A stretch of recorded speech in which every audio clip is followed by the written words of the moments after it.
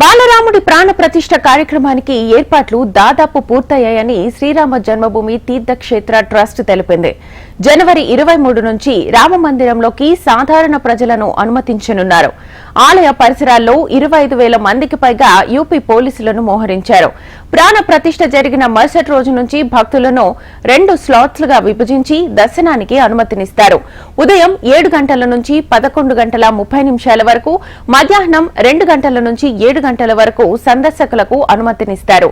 రామాలయంలోకి వెళ్లడానికి ట్రస్ట్ జారీ చేసిన పాస్ తప్పనిసరి కాగా గుర్తింపు కార్డులను చూపించాలని ట్రస్ట్ సభ్యులు తెలిపారు. విగ్రహ ప్రాణ ప్రతిష్ఠ వేడుకను ప్రసారం చేయడానికి సరియు నది ఘాట్లో భారతదేశంలోనే అతి పెద్ద ఎల్ఈడీ స్క్రీన్ ని ఏర్పాటు చేశారు.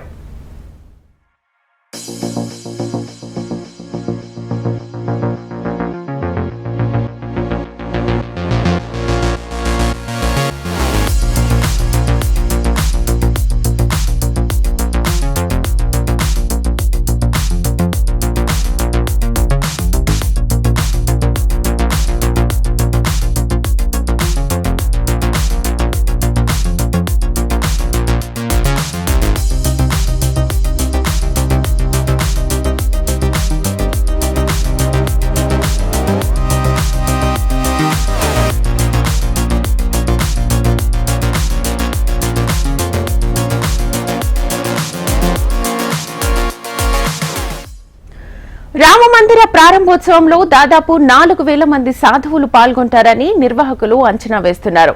ప్రస్తుతం అయోధ్య నగరంలో ఎక్కడ చూసినా ఆధ్యాత్మిక వాతావరణం నెలకొంది.